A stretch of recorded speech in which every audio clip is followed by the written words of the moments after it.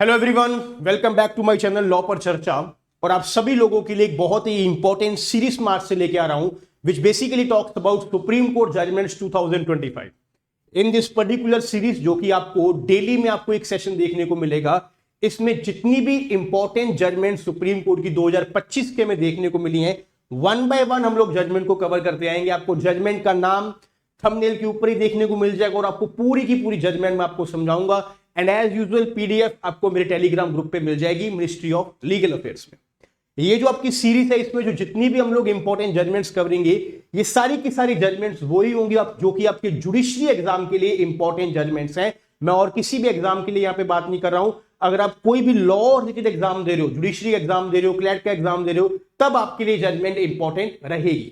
आज की जो हमारी जो फर्स्ट जजमेंट एपिसोड नंबर 1 में we are talking about Rahul Manoj Shah versus Kiran bhai Shankar भाई पटेल। आपकी जो पहली जजमेंट रहने वाली है which talks about the civil procedure code. CPC की एक इंपॉर्टेंट जजमेंट है और सीपीसी में इंपॉर्टेंट टॉपिक हम लोग कवर करने वाले हैं काउंटर क्लेम का, यानी कि order 8 rule 6A of the CPC में हम लोग काउंटर क्लेम का टॉपिक यहां पे कवर करने वाले। तो you see in this particular case ना, बेसिकली हमें यहां पे क्वेश्चन ये पूछा जाता है कि क्या एक डिफेंडेंट जब काउंटर क्लेम फाइल करता है तो क्या वो को डिफेंडेंट के अगेंस्ट काउंटर क्लेम फाइल कर सकता है।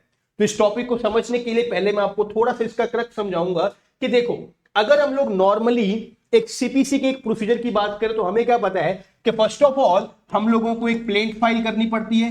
प्लेंट फाइल करने के बाद ओपोजिट पार्टी यानी कि डिफेंडेंट हमें एक रिटन स्टेटमेंट यहां पे फाइल करके देता है। और ये डब्ल्यूएस फाइल करने के साथ साथ डिफेंडेंट के पास ये राइट होता है कि वो डब्ल्यूएस के साथ ना या तो वो सेट ऑफ क्लेम कर ले और वो यहां पे काउंटर क्लेम भी यहां पे प्लीड कर सकता है। यानी कि अगर डिफेंडेंट का कोई कॉज ऑफ एक्शन यहां पे प्लेंटिफ के अगेंस्ट है तो वो सेम सूट में जो कि प्लेंटिफ ने सूट फाइल किया है उसी केस में सेट ऑफ की प्लीडिंग या फिर काउंटर क्लेम की प्लीडिंग यहां पे फाइल कर सकता है अगेंस्ट द प्लेंटिफ इटसेल्फ।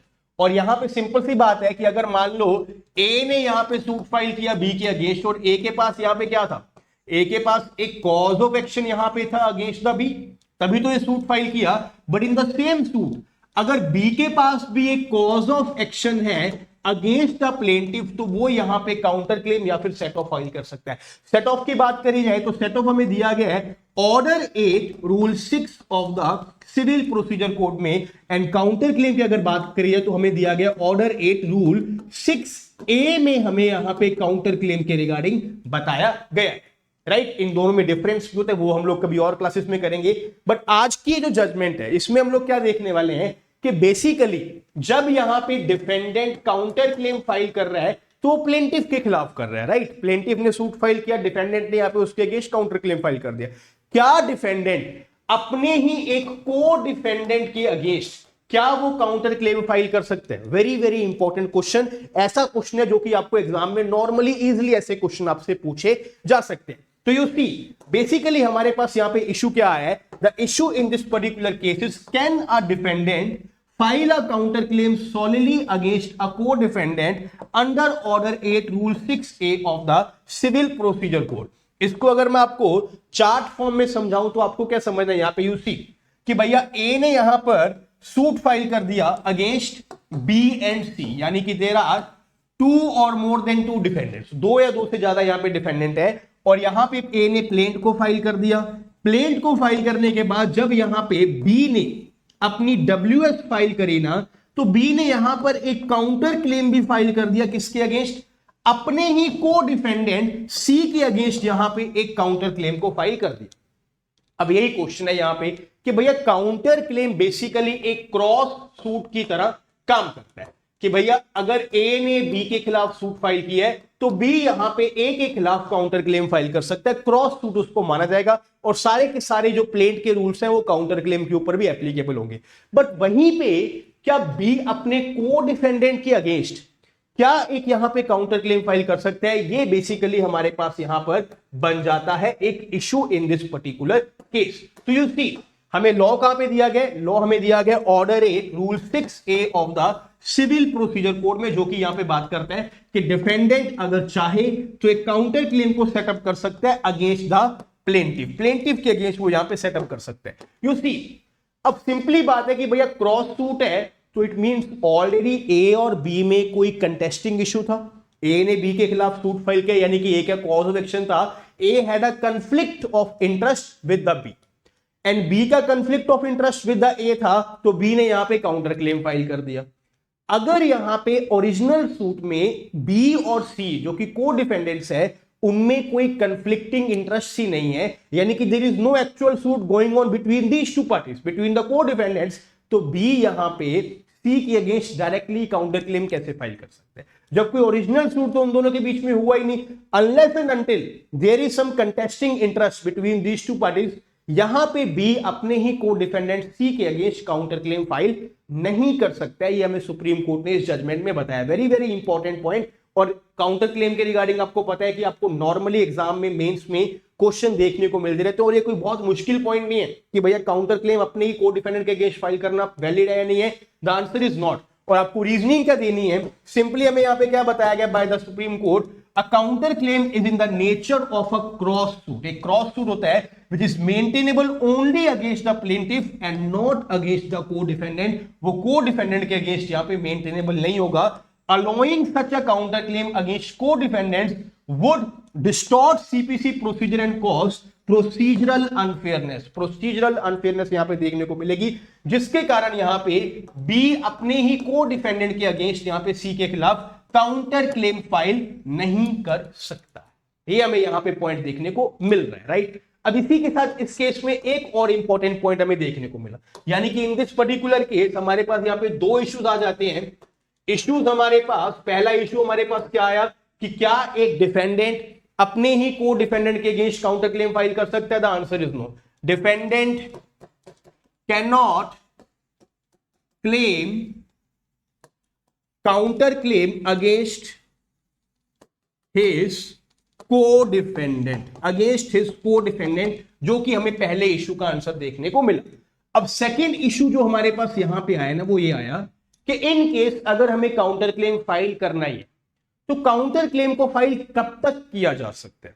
यानी कि अगर यहां पे प्लेंट फाइल करी गई, प्लेंट फाइल करने के बाद आपने यहां पे डब्ल्यूएस फाइल कर दिया, डब्ल्यूएस फाइल होने के बाद हमें पता है कि भैया सेटलमेंट ऑफ इश्यूज हो जाती है और उसके बाद आपका ट्रायल यहां पे शुरू हो जाता है। नॉर्मली हमें पता है कि भैया अगर डब्ल्यूएस के साथ साथ हमने काउंटर क्लेम की एप्लीकेशन फाइल कर दी तो वेल एंड गुड, तभी के तभी आप लोग उसके साथ ही फाइल कर दो। बट अगर डब्ल्यूएस के साथ आपने काउंटर क्लेम को प्लीड नहीं किया तो क्या बाद में कर सकते हो? द आंसर इज यस, हम लोग बाद में फाइल भी कर सकते हैं। कैसे? हम लोग अपनी डब्ल्यूएस को अमेंड करेंगे। अमेंड करने के लिए हम लोग order 6 rule 17 of the CPC में अमेंडमेंट ऑफ द प्लीडिंग्स में डब्ल्यूएस को अमेंड करेंगे और यहां पे अपना काउंटर क्लेम अटैच कर देंगे। बट ये अमेंडमेंट कब तक पॉसिबल है? ये अमेंडमेंट कब तक पॉसिबल है?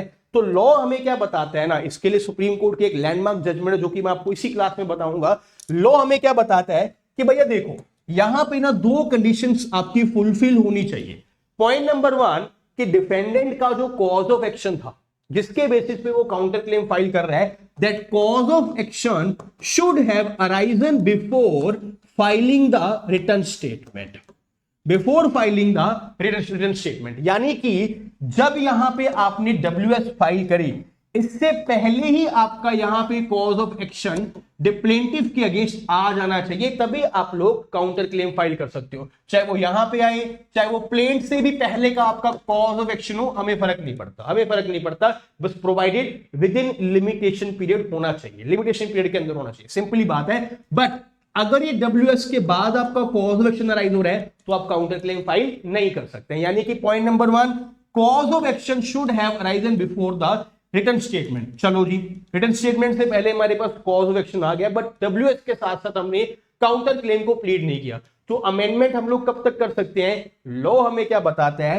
At any case before the settlement of issues, before the settlement of issues, यानी कि यहां तक जो सेटलमेंट ऑफ इश्यूज चल रहे हैं ना, यहां तक हम लोग अमेंडमेंट कर सकते हैं। इसके बाद अगर हम लोग ऑर्डर 6 रूल 17 में एप्लीकेशन फाइल करते हैं कि भैया मुझे अपना डब्ल्यूएस को अमेंड करके काउंटर क्लेम की प्लीडिंग अटैच करनी है, that would be against the procedure and that is not allowed, वो अलाउड नहीं है। सेटलमेंट ऑफ इश्यू से पहले पहले आप अपने काउंटर क्लेम को यहां पे अलाउ कर सकते हो। और ये में कौन सी जजमेंट में बताया गया था? It was given in the landmark judgment of Ashok Kalra versus wing commander Surendra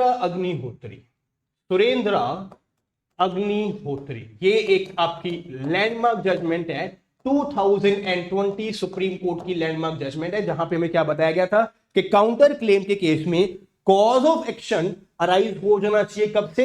WS से पहले, एंड अमेंडमेंट आप लोग कब तक कर सकते हो, प्लीड कब तक कर सकते हो? Before the settlement of issues. इसके बाद आप लोग यहां पे अमेंडमेंट नहीं कर सकते हैं। तो ये बेसिकली हमारा यहां पे लॉ है। यू सी सेकंड इशू भी यहां पे जो बन रहा था वो इशू क्या था?